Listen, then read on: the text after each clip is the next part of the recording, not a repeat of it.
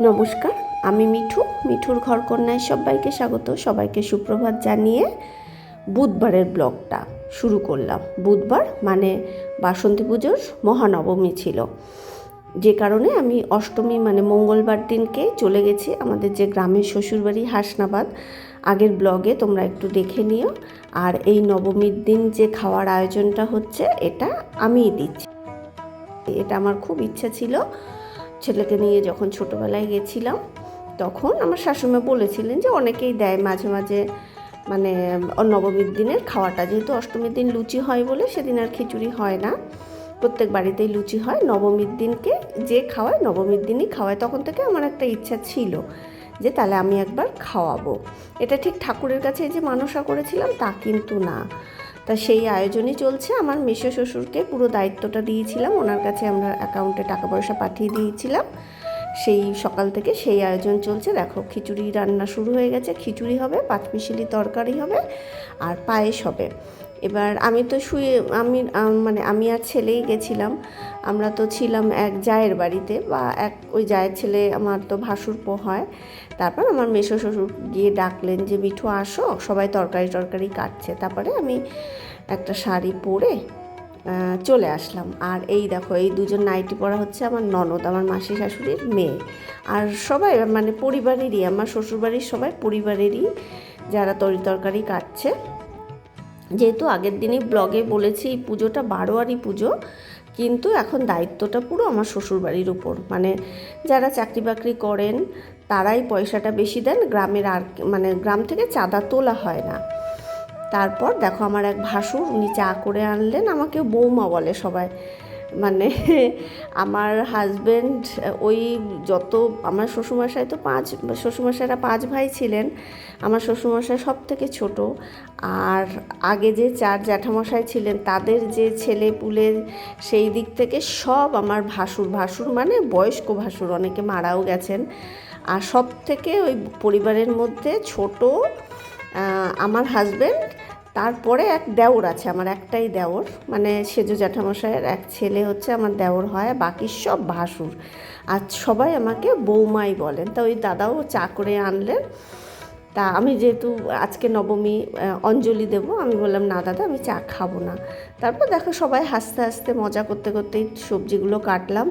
আর এত গরম লাগছিল, বেশি বাজে না কিন্তু, বড়জোর 7:30 হবে, 7:30 থেকে 8টার মধ্যে। এত গরম লাগছিল বলে বোঝানো যাবে না।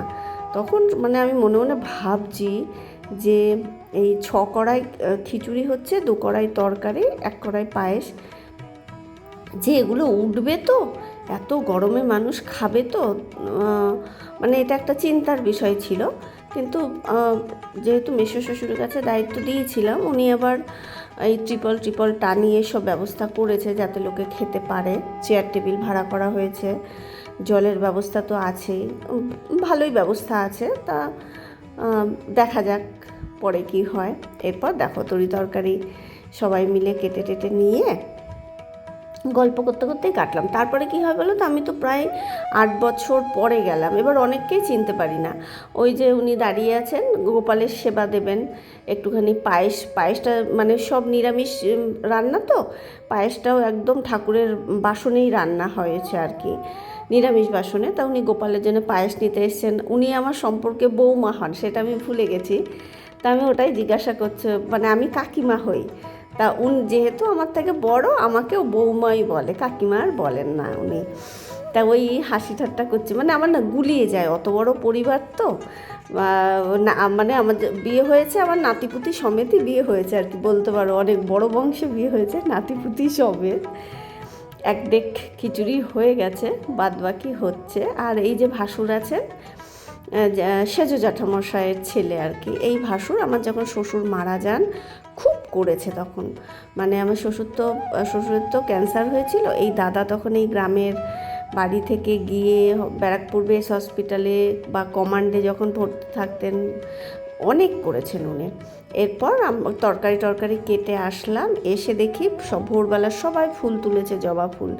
সবাই স্নান করে এসে ঠাকুরের মালা গাচ্ছে। দেখো কি সুন্দর করে মোটা মোটা সবাই মালা গাচ্ছে। এবার আমি বলতে ভুলে গেছিলাম, আমি যে ভাসুরপোর মেয়ে আমার নাতনি হয় সম্পর্কে, যে মালা হয়ে গেলে আমাকে একটু ডাকবি, সেটা না আমি বলতে ভুলে গেছিলাম। তা আমি যখন জিজ্ঞাসা করছি বলছে সব মালা নিয়ে গেছে। আমি বলছি যা, তাহলে সব মালার ছবি একটু তোলা যেত। তারপর দেখো সকালবেলায় আমি তো খাবো না, এবার কালকের পনিরের তরকারি আছে, কালকে অষ্টমীর দিন হয়েছিল কাবলি চানা, পনিরের তরকারি, আর তোমার কুমড়ো আলুর একটা ছক্কা টাইপের, এত সুন্দর করেছিল আমার ওই ভাইপোই রান্না করেছিল সব, বাদাম টাদাম দিয়ে কুমড়োর ছক্কাটা দারুণ লেগেছিল।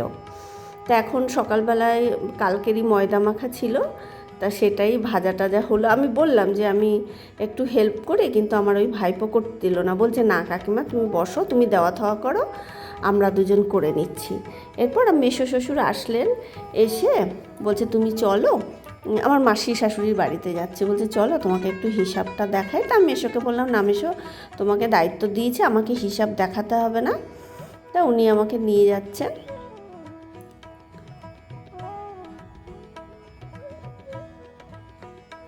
আমার মাসি শাশুড়ির 3 মেয়ে, আমি আগেও অনেক আগের ভিডিওতেও বলেছি আমার মাসি শাশুড়ির 3টে মেয়ে যে ননদ, সত্যি বলছি সবাই খুব ভালো, মানে সবার বাড়িতেই গেছি, বড় ননদের বাড়ি যাইনি, ছোট 2 ননদের বাড়ি গেছি, ওরা গেলে যে এত যত্ন করে না, সত্যি খুব ভালো। আর এই দেখো ইনি তো আমার শাশুড়ি মা, তোমরা জানোই, আর সবুজ শাড়ি পরা হচ্ছে আমার মাসি শাশুড়ি। এবার শাশুড়ি মা ওই জমিটার কথাই আমার সঙ্গেও মাসির সঙ্গেও বলছিল, মানে শাশুড়ির যে 2.5 কাঠা জমি আছে, সেই জমিটা না কী করছে, আমার এক ভাসুর পিলার টিলার তুলে নিজের মতন করে বেড়া দিয়ে নিয়েছে, অনেকটা জমি নিজের দিকে নিয়ে। এবার শরিকের মধ্যে না এই জিনিসগুলো হয় জানো তো, যে যেভাবে পারে লুটে পুটে নেয়। তা সেসব কথাই বলছিলাম। আমি আবার বললাম তুমি ঝামেলায় বেশি যেও না, কারণ ওনার মানে আমার ভাসুরও এইসবের মাথা ঘামায় না, আমার হাজব্যান্ডও মাথা ঘামায় না, যে কারণে জানে ওরা কোনো দিন আসবে না, যে যা পারো যেভাবে পারো লুটে পুটে নাও। তা ওই সব কথাই আমরা আলোচনা করছিলাম। তারপর দেখো যে 2 ননদ রয়েছে, ওরা আবার আমাকে গ্লুকন্ডি করে দিল, যেহেতু আমি উপোস আছি, এ হচ্ছে ছোটো ননদ, উপোস আছি। তা বললো যে বৌদি গ্লুকন্ডি খাও, কোনো অসুবিধা হবে না। শাশুড়ি বললো যে গ্লুকন্ডি খাও, মানে অঞ্জলি হতে হতে তো অনেক বেলা হয়ে যায়, প্রায় 1টা-1.5টা বেজে যায়, তখন তোমার শরীর কষ্ট হবে এই গরমে। তা 2বার গ্লুকন্ডি দিল বড় বড় গ্লাসে, আমি 2বার খেলাম, খেয়ে বেশ খানিকক্ষণ কথা টথা বলে তারপরে এই বাড়িতে চলে আসলাম, ভাসুরপুর বাড়িতে। এসে চান করে একটা শাড়ি পরে নিলাম। এই শাড়িটা অষ্টমীর দিনকে পরেছিলাম, দুর্গাপুজোর অষ্টমীর দিনকে, যেহেতু লুচি খেয়েছিলাম, দোষ নেই তাতে। তারপর তো শাড়িটা ভালো করে কেচে ধুয়ে পালিশ করা ছিল, আজকে আবার পরছে। আর আমার মাসি শাশুড়ি না, আমি যেহেতু একটু লাইট কালার পরি, রেগে যায়, দেখলেই বলে এই বউটা দেখো আর রং পায় না, সব সময় হালকা কালার পরবে। তা আমি মাসিকে জড়িয়ে ধরে ওটাই বললাম যে মাসি আজকে বকলে না তো? তাই হেসে বলল যে না আজকে তো তাও তুমি একটু রঙিন পরেছো, মানে একটু খয়েরি সুতোর কাজ আছে, কাঁথা স্টিচের শাড়ি তো, বলছে আজকে তাও ঠিক আছে, না হলে দেখলেই বকে, যখনই দেখে আমি হালকা কালার পরেছি তখনই বকে। তারপর দেখো এই নবমীর দিনকে এটা হয় যাদের মানসা থাকে, কারো সন্তানের জন্যে, কারো স্বামীর জন্যে মানসা থাকে, তারা দণ্ডি কাটে, মানে পুকুর থেকে স্নান করবে, নতুন কাপড় পরে স্নান করে চুল ছেড়ে এরকম পুরো মন্দিরটাকে প্রদক্ষিণ করতে হবে। দণ্ডি কাটা অনেকেই জানে, আবার অনেকে হয়তো জানে না। 7 বারই কাটে, আবার যারা পারে না তারা 3 বার করে। এই দণ্ডি কাটতে অনেক সময় লেগে যায়, কারণ অনেক মানুষের থাকে, বহু মানুষ মানসা করেন। আর এখানে না বাসন্তী মা খুব জাগ্রত, মানে কাউকে ফেরান না মা আর কি, যে যা মানসা করে সবাইকেই সেই মানসা পূরণ করেন আর কি।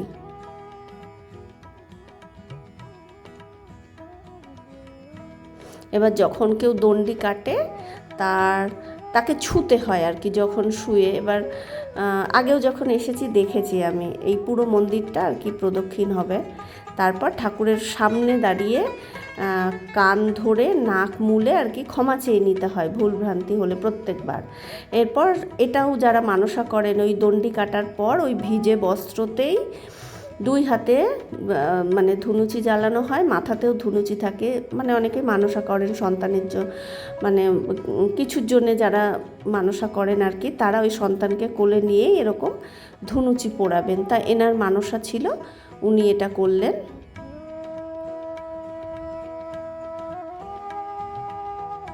এবার এখানে এত লোক আছে না, আমি সবাইকে চিনতে পারি না, আমাকে কিন্তু অনেকেই চিনতে পারে। আর আমার হাজব্যান্ডের নাম তো অপূর্ব, ওখানে সবাই অপু বলে। সবাই মানে যারা চিনতে পারে তারা বলে তুমি অপুর বউ না। এবার আমি তো অনেক বছর পরে গিয়ে দেখি আমি চিনতে পারি না, গুলিয়ে যায়, যেহেতু অনেক বড় তো। আমার শ্বশুরমশাইরা 5 ভাই ছিলেন, আর আমার শ্বশুরমশাই ছোট, তার আগে 4 জ্যাঠামশাইয়ের অনেক ছেলে পুলে মেয়ে, তাদের সব বিয়ে থাওয়া হয়ে গেছে। তারাও যখন আসে, মানে এসেই বলে কাকিমা ভালো আছো? আমি না বলি হ্যাঁ ভালো আছি, তুমি ভালো আছো তো? কিন্তু কে সেটা চিনতে পারি না। তখন শাশুড়ির কাছে গিয়ে ফিস করে বলি যে মা কে গো? আমাকে কাকিমা বললো। তখন শাশুড়িমা বলে যে ওই তরফের, নাহলে না মনে থাকে না, সত্যি কথা, এত বছর পরে যাই তো মুখটা কিন্তু তাদের মনে থাকে, জানো তো। সবাই বলে যে তুমি অপু কাকুর বউ না, বা কেউ বলে তুমি অপুর বউ না। এরপর দেখো, এরপর যাদের মানসা থাকে বাতাসা লুট দেয় আর কি, তা সেই বাতাসায় লুট দিচ্ছে, আর সবাই আঁচল পেতে পেতে নিচ্ছে। এরপর অঞ্জলি হলে অঞ্জলি দিয়ে দেখো এদিকে রান্নাবান্না কমপ্লিট। 6 কড়াই খিচুড়ি হয়েছে, তরকারি হয়েছে 2 কড়াই, আর 1 কড়াই পায়েস। মানে আমারই পুরোটাই আমার দেওয়ার কথা মানে আমি মেসো শ্বশুরের কাছে সেইভাবেই বলা ছিল, উনি চেয়ার টেবিলের আয়োজন করে যা যা লাগে সবই করেছেন। পরে মেসো শ্বশুর বললেন যে একজন উনি অনুরোধ করেছেন, উনি দেবেন আর কি। একজন নবমীর দিন পায়েস দেয়, সবাই করে মানে বাটি করে পায়েসটা আর কি উনি প্রসাদ হিসেবে ঠাকুরের কাছে দেয়। তারপর প্রসাদটাই আর কি বাটি করে সবাইকে দেয়। তা উনি অনুরোধ করেছেন যে এবার পায়েসটা দেবেন। তা শ্বশুর বলছেন যে ওই জন্যে মানে পায়েসের খরচাটা আর আমার লাগলো না, খিচুড়ি আর তরকারি এটাই আর কি। আমি মেসো শ্বশুরের কাছেই সমস্তটা আয়োজন করতে বলেছিলাম, উনি করেছেন। এবার গরমে না খেতে কষ্ট হচ্ছিল, আমি শাশুড়ি মাসি শাশুড়ি সবাই খেয়ে নিলাম। আমি ভেবেছিলাম এখন খাবো না, পরে খাবো, কিন্তু শাশুড়ি বললেন যে খেয়ে নাও, যেহেতু 4:20 ট্রেন ধরে যাবো, আর এত গরম। তা বললো তুমি খেয়ে নিই, একটু রেস্ট করো, না হলে কষ্ট হবে। এরপর যেহেতু আমার হাজব্যান্ড আসতে পারেনি, দেখো ওই যে ভাসুর ছিলেন, ওই ভাসুর আবার আমার হাজব্যান্ডের জন্য সব এরকম কন্টেনারে করে খিচুড়ি তরকারি পায়েস ভরে দিয়েছে। দিয়ে অনেকক্ষণ ফ্যানের নিচে ছিল, অনেকক্ষণ ফ্যানের নিচে পুরো ঠান্ডা করে তারপরে এগুলোকে মুখ আটকানো হয়েছে আর কি, মুখটা। তারপরে সবাই বললো যে 4:20 ট্রেনটা ধরতে হবে না, কষ্ট হতো 3:30, তাহলে এখান থেকে আমাকে 3:40 নাগাদ বেরোতে হতো, টোটো ধরে আবার স্টেশন অবধি যেতে হবে। তো সবাই বললো তারপরে ট্রেনটাই যাও 5:20-তে। এবার সেই মতনই বেরোলাম, আমার শাশুড়িমা দাঁড়িয়ে একটা টোটো ধরে দিলেন, আমি আর ছেলে টোটো করে চলে আসলাম হাসনাবাদ স্টেশনে। আবার কবে আসবো জানি না, ভালো লাগে আসতে, ওই যে বললাম ভালো লাগে। আমার খুব ইচ্ছা ছিল শাশুড়ি মায়ের যে জমিটা আছে ওখানে একটা ঘর করা হবে, প্রথমে শুনেছিলাম। তা আমি খুব খুশি হয়েছিলাম, মাকে বলেছিলাম যে মা তুমি করো, তোমার ছেলেও টাকা পয়সা দেবে। তারপরে শাশুড়ি মা কী বুঝলেন, শরিকের মধ্যে তো হয়তো গন্ডগোল হতে পারে, বা বাড়িটা হয়তো থাকলো না, কেউ নিয়ে নিল, দখলদারির ব্যাপার আছে তো অনেকে, যার না থাকে তার ভালো, জানো তো, থাকলেই যেন গন্ডগোল। টিকিট কাউন্টারে এসে জানতে পারলাম 5:20 ট্রেন নেই, 6টায়। আর আমরা 5টার আগেই স্টেশনে পৌঁছে গেছি, পুরো 1 ঘন্টার ওপরে এবার স্টেশনে বসতে হবে।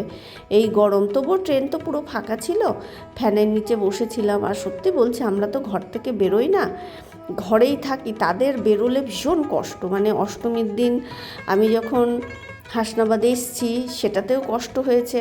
কল্যাণী থেকে শিয়ালদা থেকে হাসনাবাদ, শিয়ালদা থেকে হাসনাবাদ পুরো 2.5 ঘন্টা লাগে, 29টা স্টেশন। আবার কল্যাণী থেকে শিয়ালদা ধরে নাও 1 ঘন্টা প্রায় 20 মিনিট মতন।